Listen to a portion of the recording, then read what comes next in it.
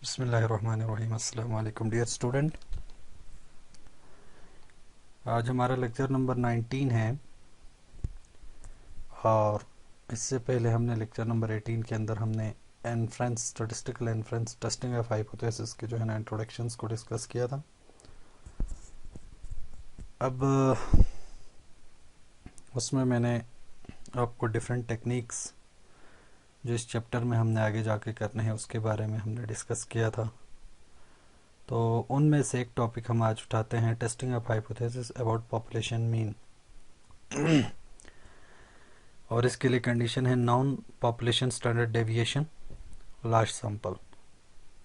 ठीक हो गया। इस तरह एक टॉपिक आएगा, testing of hypothesis about population mean, फिर known population small sample, known population standard deviation और स्मॉल सैंपल के लिए, फिर unknown standard population large sample के लिए, अननोन पॉपुलेशन स्टैंडर्ड डेविएशन और स्मॉल सैंपल के लिए। ये हमने 4 टॉपिक इस पे करना है। लेकिन इन चारों के लिए इसके बाद ये अभी सिंगल मीन के लिए, फिर हम डिफरेंस ऑफ मीन के लिए करेंगे। तो इन सब के लिए 6 स्टेप जो जनरल प्रोसीजर होता है टेस्टिंग ऑफ हाइपोथेसिस की, किस तरीके से हमने टेस्ट करना है, तो वो 6 स्टेप होता है। वो 6 स्टेप सब के लिए तकरीबन एक जैसे है, थोड़ा बहुत चेंजेस है। तो आज के लेक्चर को आप ठीक से समझें तो इंशाल्लाह आगे जाके आपको कोई प्रॉब्लम नहीं होगी। ठीक है। तो इसकी जनरल प्रोसीजर पे हम आते हैं। ठीक है ना। इस टेस्टिंग ऑफ हाइपोथेसिस के कौन कौन से वो 6 स्टेप है जिस पे हमने टेस्ट करना है। तो डियर स्टूडेंट, कोई सा भी टॉपिक हो, ये 6 7 8 टॉपिक इसके बनते हैं, उसमें से कोई सा भी टॉपिक हो, तो सबसे पहला जो काम हम क्वेश्चन को पढ़ने के बाद उसको समझने के बाद जो हमने करना है, इसका पहला है फार्मूलेशन ऑफ हाइपोथेसिस।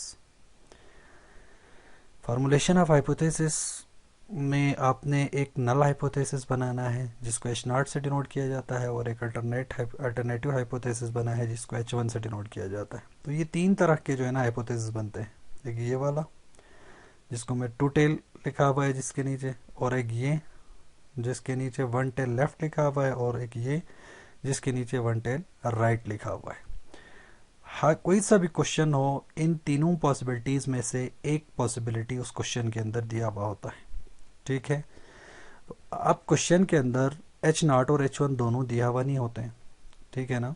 जो क्वेश्चन होता है, जो प्रॉब्लम होता है, उसमें जैसे हमने पहले कहा था कि किसी के क्लेम को या कोई जो है ना किसी कंपनी का क्लेम होता है या किसी का जो है ना कोई स्टेटमेंट होती है, ये एक हाइपोथेसिस होता है, उसको हमने क्या करना होता है, उसी को टेस्ट करने होता है। तो मैंने पहले भी कहा था, ये जो H0 होता है उसमें हम कंपनी का क्लेम या उस बंदे की जो उसकी क्लेम है, उसने जो बात की है, उसका जो स्टेटमेंट है वो हम H0 में लिखते हैं। ठीक है ना। H0 में वो उसने कहा हुआ है कि मिसाल के तौर पर हमारी जो कंपनी जो ट्यूबलाइट बल्ब बनाती है या जो एनर्जी सेवर बनाते हैं, वो 1 साल की उसकी वारंटी है। तो म्यू यानी average lifetime of a bulb is equal to 1 year हो गया। तो इसका मतलब यहाँ इस क्वेश्चन में, इसमें हाइपोथेसिस के अंदर H0 mu is equal to mu naught मतलब कोई सा भी कांस्टेंट जो उसने क्लेम किया, 1 साल है तो 1, 2 साल है तो 2, 10 साल है तो 10। ठीक है। वो टायर बनाने वाले ने कहा कि 25,000 माइल चलेगा, तो उधर आगे इधर म्यू0 की जगह आएगा 25,000। ठीक हो गया।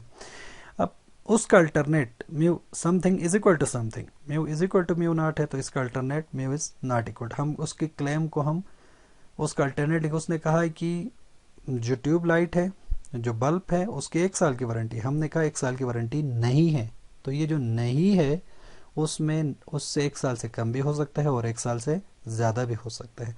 तो इसमें हमने नॉट इक्वल टू कर दिया। तो H0 हमने खुद बनाना है, H1 को देखते हुए, सॉरी H0 को देखते हुए H1 को हमने खुद से बनाना है। ठीक हो गया।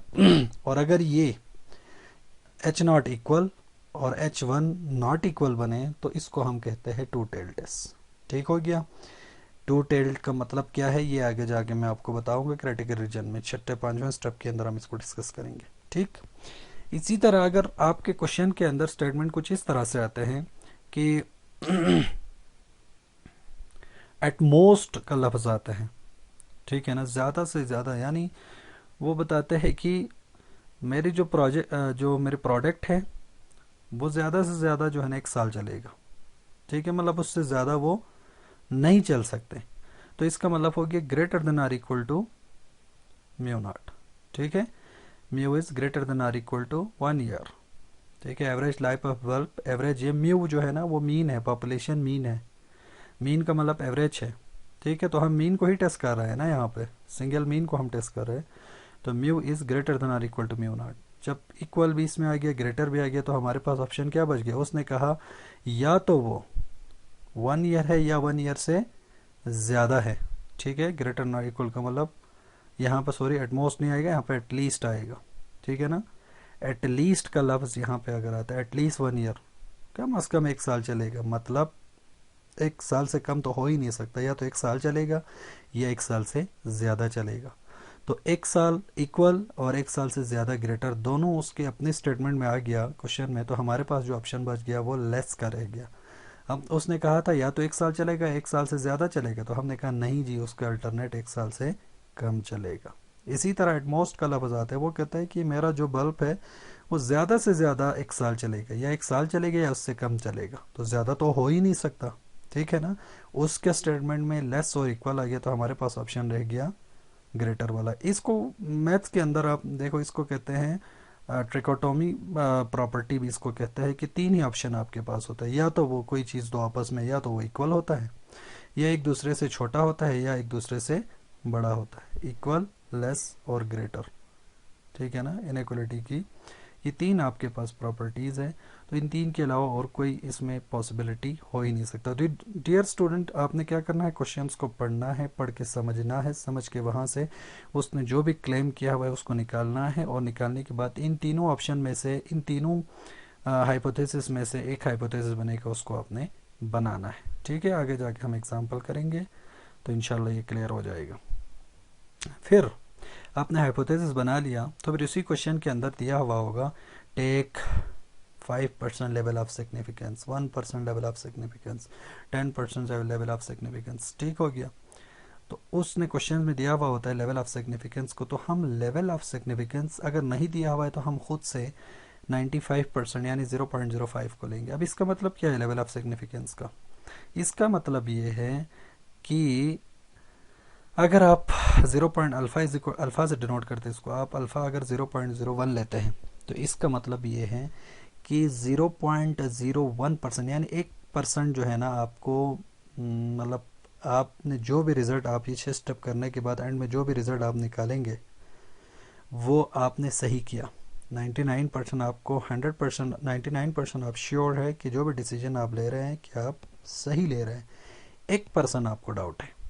ठीक है, ये लेवल ऑफ सिग्निफिकेंस है इसकी। हमारी जो कंक्लूजन है, हमारी जो रिज़ल्ट है, हम जो इसके स्टेटमेंट के बारे में उसको या एक्सेप्ट या रिजेक्ट जो कर रहे हैं, उसके ट्रू होने की श्योरिटी हमारे पास 99%, और जो अनसर्टेनिटी, अनश्योरिटी हमारे पास क्या है, वो 1%। और अगर आप 95% लेते हैं तो 95% आप श्योर हैं कि आपने सही कंक्लूजन लिया है, 5% जो है ना आप श्योर नहीं है। और इसी तरह 10%, ठीक है ना, 90 है, सॉरी ये 90% है, 90% आप श्योर हैं, 0.10 यानी 10% आप श्योर नहीं है। ठीक हो गया, तो इस तरीके से आपने इन तीनों में से एक आपने लेना है, या जो क्वेश्चन में दिया हुआ है वही लेना है, अगर नहीं तो फिर आपने क्या करना है, जो 0.05 को आपने अल्फा लेना है। ठीक हो गया, क्लियर है। अब तीसरे पे आता है टेस्ट स्टैटिस्टिक। ठीक है, यहाँ पर ये बहुत इंपॉर्टेंट है, यहाँ पर इसके लिए 2 ही फार्मूले लग सकते हैं, या तो z का फार्मूला लगेगा जो कि यहाँ पे लिखा हुआ है, या तो t का फार्मूला लगेगा जो कि मैं बाद में आपको बताऊंगा। अब हमें कैसा पता चलेगा कि यहाँ पर t लगेगा या z लगेगा? तो इसके लिए मैं यहाँ पे थोड़ा सा कुछ काम करता हूँ। ठीक है ना, इसको आप देख लें। मिसाल के तौर पर जो कंडीशन है, हम कहते हैं पॉपुलेशन SD आपके पास नाउन, और n जो है ना वो लार्ज है, स्मॉल n लार्ज। ठीक है, ये एक है। और दूसरा आपके पास क्या है, पॉपुलेशन SD, अगेन आपके पास नाउन है और n क्या है, स्मॉल है। इसी तरह और दो भी हैं, वो तो मैं यहाँ पे लिखता हूँ, ठीक है। पॉपुलेशन एस डी अननोन है, नहीं पता उसके बारे में, ठीक है ना, अननोन, और एन लार्ज। इसी तरह चौथा आपके पास है, जो पॉपुलेशन एस डी है वो अननोन है, अननोन है, और एन जो है ना वो स्मॉल है। ये चार केसेस है, ये आपने याद रखना है, ठीक है। ये क्वेश्चन में दिया हुआ होता है। नाउन का मतलब ये होता है अगर क्वेश्चन के अंदर सिग्मा के नाम से कुछ चीज़ दिया हुआ, सिग्मा ग्रीक लेटर है, या population standard deviation is equal to this करके दिया हुआ हो, तो ये सिग्मा नाउन हो जाएगा, ठीक हो गया। और नहीं दिया हुआ है तो सिग्मा अननोन हो गया।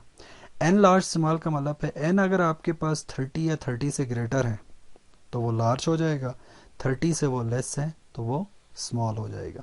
तो डियर स्टूडेंट, आपने क्या करना है कि ये जो सिग्मा नॉन जहाँ पे सिग्मा दिया हुआ है वहाँ पे एन को देखने की ज़रूरत ही नहीं है, आपने डायरेक्ट जेड यूज़ करना है, ठीक हो गया। और जहाँ पे सिग्मा अननोन हो वहाँ पर आपने एन देखना है, फिर एन क्या है, सिग्मा अननोन है, एन लार्ज है, तो भी आपने एन लार्ज होने की वजह से जेड यूज़ करना है। सिर्फ ये एक केस है जहाँ पर सिग्मा भी अननोन है, यानी पॉपुलेशन स्टैंडर्ड डेविएशन भी अननोन है, नहीं दिया हुआ, और उसके साथ एन भी स्मॉल है, तो इस केस में आप क्या करेंगे, टी को यूज़ करेंगे। तो ये याद रखें, सिर्फ ये वाला जो केस है आपके सामने है अननोन स्टैंडर्ड डेविएशन, ठीक है ना, अननोन स्टैंडर्ड डेविएशन और एन स्मॉल, उसमें आपने क्या करना है जी, टी को यूज़ करना है, ठीक हो गया। और z का फार्मूला आपके पास ये है x bar minus mu divided by sigma upon square root of N.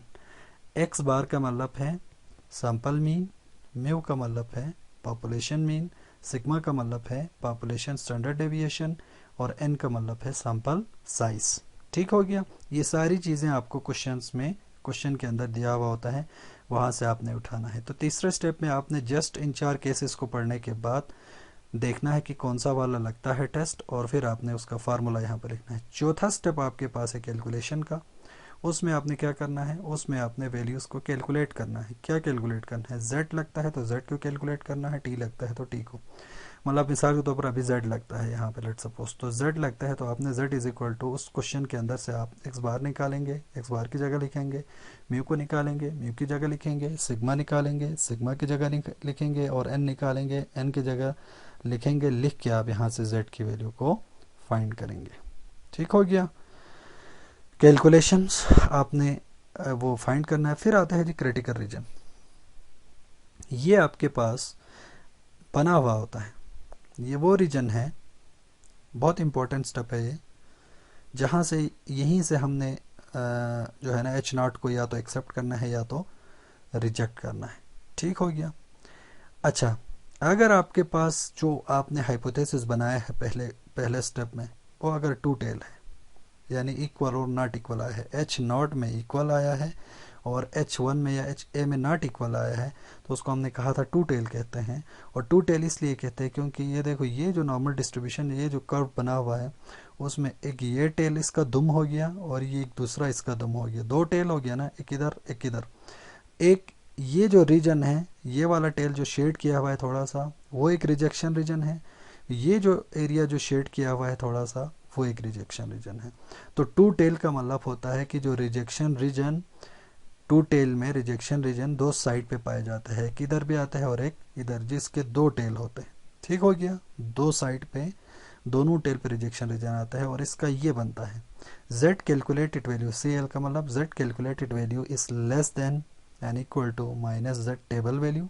अब टेबल वैल्यू क्या है, अभी आपको बताता हूँ क्या है टेबल वैल्यू, नेक्स्ट स्टेप में आ जाएगा। और z calculated value is greater than or equal to z table value.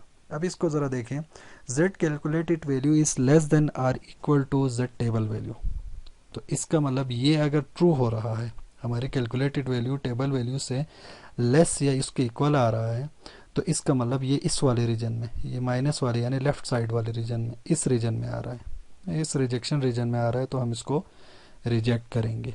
या z calculated value greater than or equal to z table value, अगर राइट साइड पे ग्रेटर इन इक्वल टू, यहाँ पर अगर इस रिजेक्शन रीजन में आ रहा है तो भी हम क्या करेंगे, रिजेक्ट करेंगे।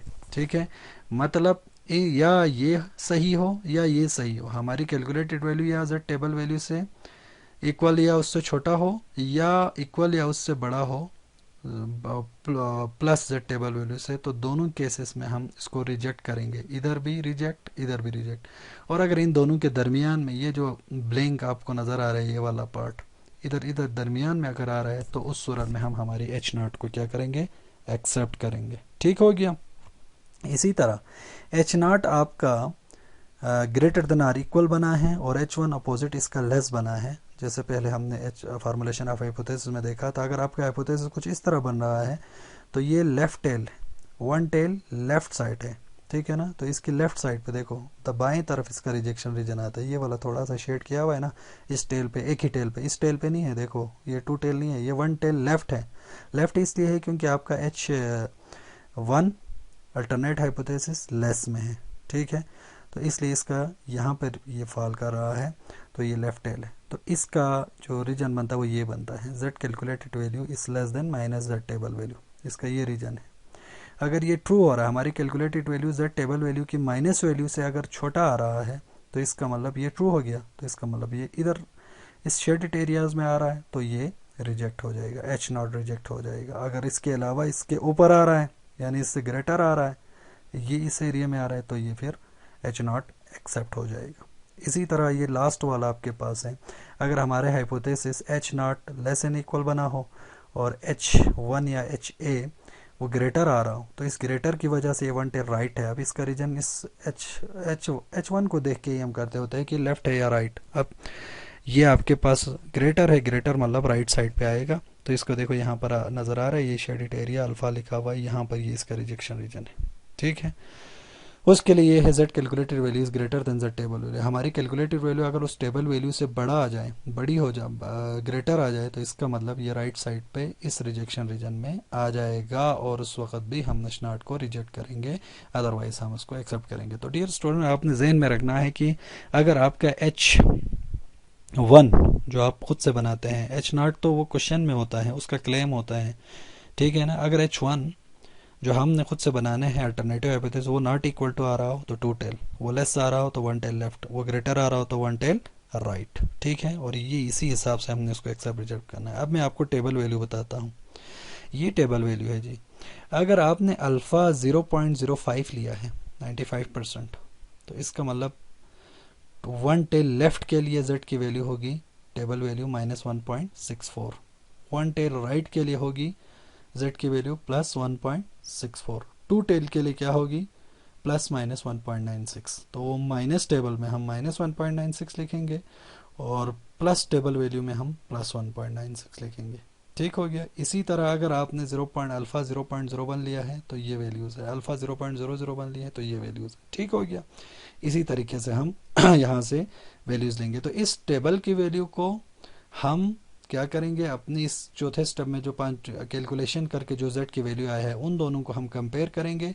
कंपेयर करने के बाद हम देखेंगे टू टेल है तो इसमें हम देखेंगे एक भी अगर ट्रू हो रहा हो, सही हो रहा हो, तो हमने रिजेक्ट करना है एच नॉट को, और वन टेल लेफ्ट है तो हम इसको देखेंगे, इधर कैलकुलेटेड वैल्यू को रखेंगे, इधर टेबल वैल्यू माइनस के साथ रखेंगे, लेस आ रहा है कि नहीं देखेंगे, आ रहा है तो रिजेक्ट, नहीं आ रहा है तो एक्सेप्ट। और वन टेल राइट है तो हम कैलकुलेटेड वैल्यू को इधर रखेंगे, टेबल वैल्यू को इधर रखेंगे, फिर हम देखेंगे क्या हमारी कैलकुलेटेड वैल्यू उस टेबल वैल्यू से बड़ी आ रहा है, अगर आ रही है तो फिर हमने उसको रिजेक्ट करना है एच नॉट को, अदरवाइज हमने इसको एक्सेप्ट करना है। और आखिरी स्टेप इसका है जी छठा स्टेप, कंक्लूजन।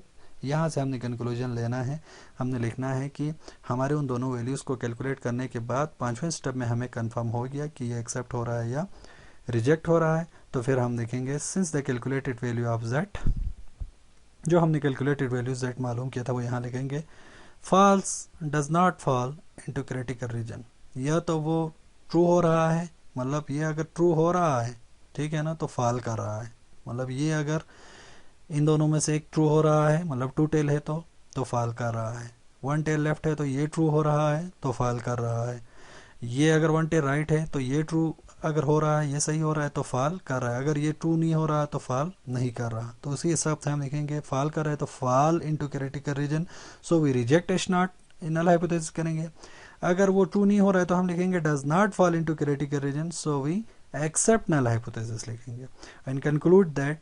फिर हम लिखेंगे नीचे, फिर हम उसकी स्टेटमेंट को अगर एक्सेप्ट किया है तो the average life of bulb is equal to this या नॉट इक्वल टू दिस या मोर देन या लेस देन 1 ईयर। ठीक है, जो भी क्वेश्चन में दिया हुआ है उसी हिसाब से हमने उसकी कंक्लूजन निकालना है।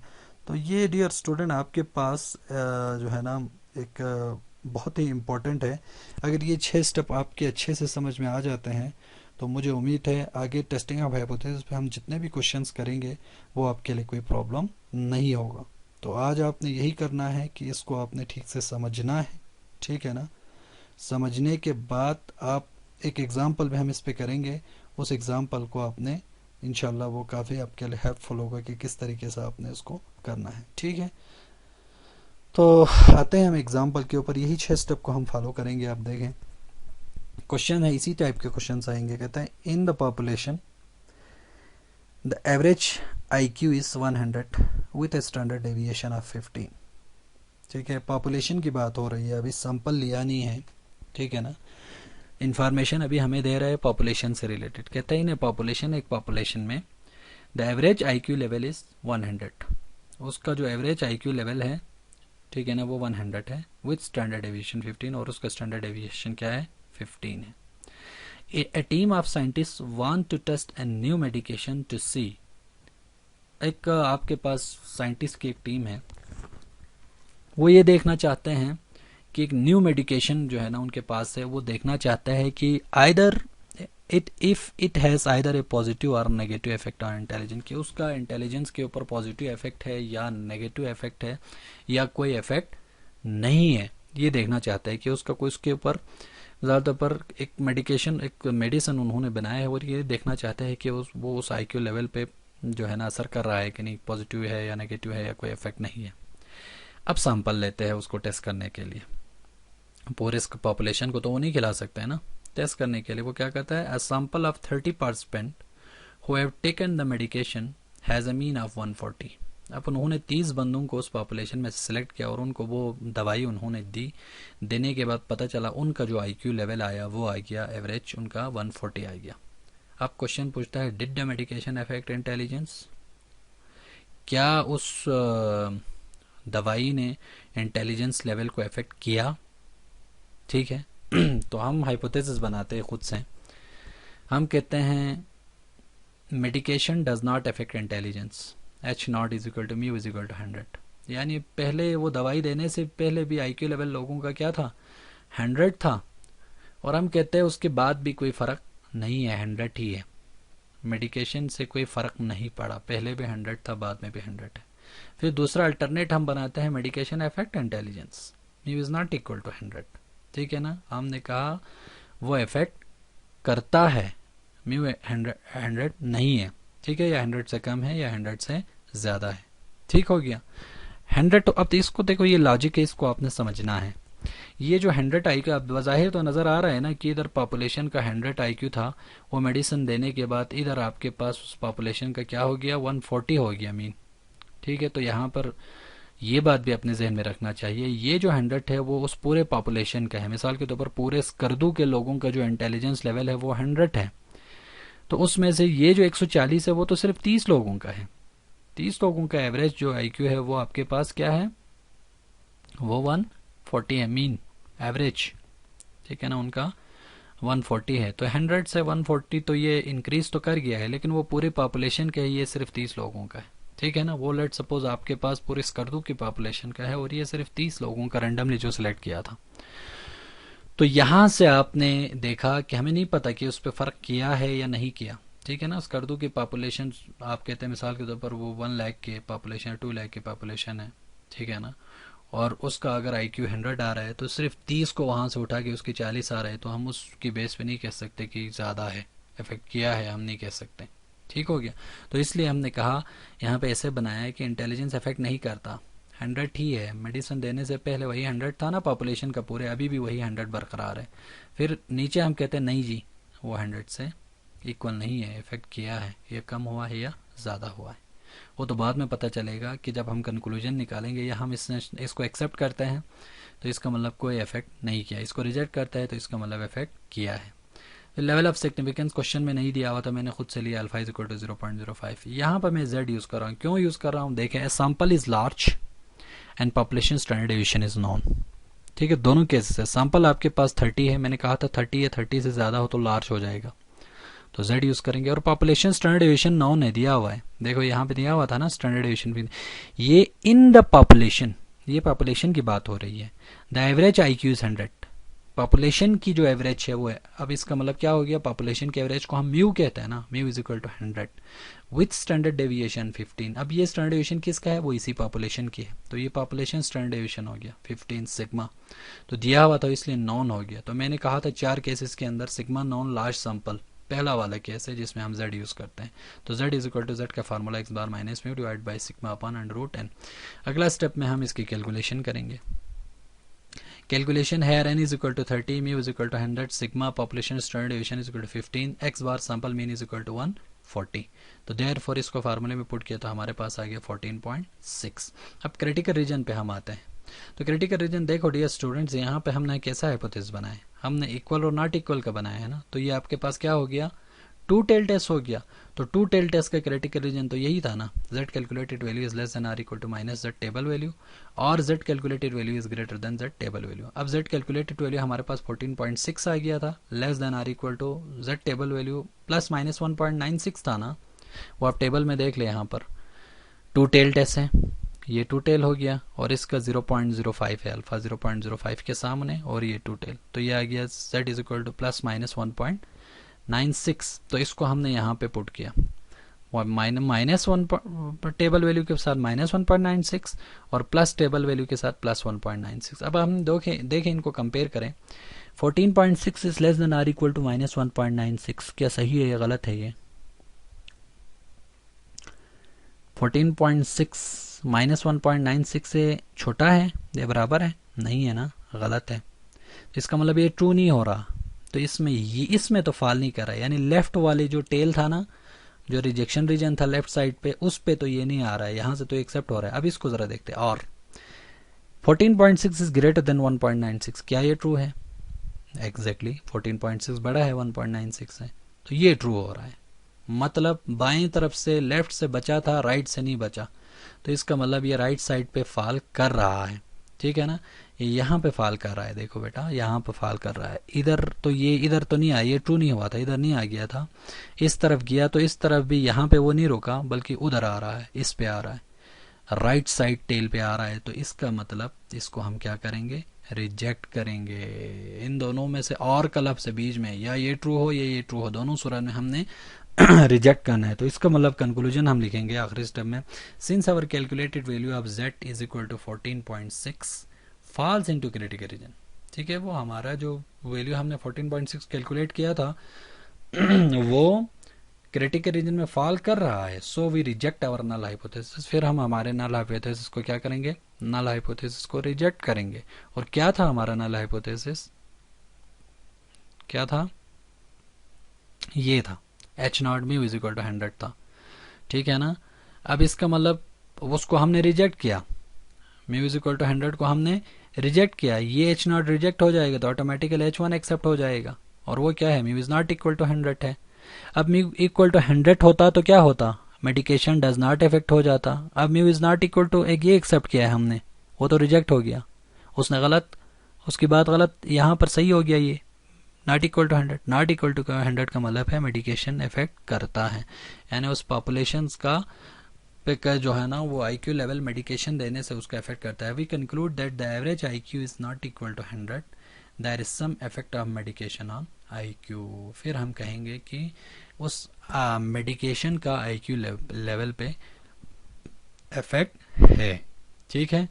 तो इस तरीके से आपको जो है ना प्रॉब्लम्स गिवन होंगे, आपने ये 6 स्टेप आपने जहन में रखना है। आगे हमने इस पे बहुत सारे केसेस करने हैं, बहुत सारे क्वेश्चंस करने हैं, उस 6 स्टेप को आपने जहन में रखना है, ठीक है। और बड़े तरतीब से तरीके से आपने उसको साफ साफ करके लिखना है, और इसमें सबसे मेन जो आपका काम होता है वो आपने उस क्वेश्चन को समझना है। तो इसी टाइप के डियर स्टूडेंट्स आपको इन्फॉर्मेशन गिवन होते हैं, क्वेश्चंस दिया हुआ होता है। इसी क्वेश्चंस में से दो मेन चीज़ आपने देखना ये है कि देखो दो दो मीन दिया हुआ है, एक ये एक एवरेज दिया हुआ है और एक ये एवरेज दिया हुआ है। तो आपने देखना है कि कौन सा वाला एवरेज, कौन सा वाला पॉपुलेशन एवरेज है और कौन सा वाला सैंपल एवरेज है। जो पॉपुलेशन एवरेज है उसको हम म्यू कहते हैं, म्यू से डिनोट करते हैं, और ये आपके इधर नल हाइपोथेसिस के अंदर भी आ जाते हैं।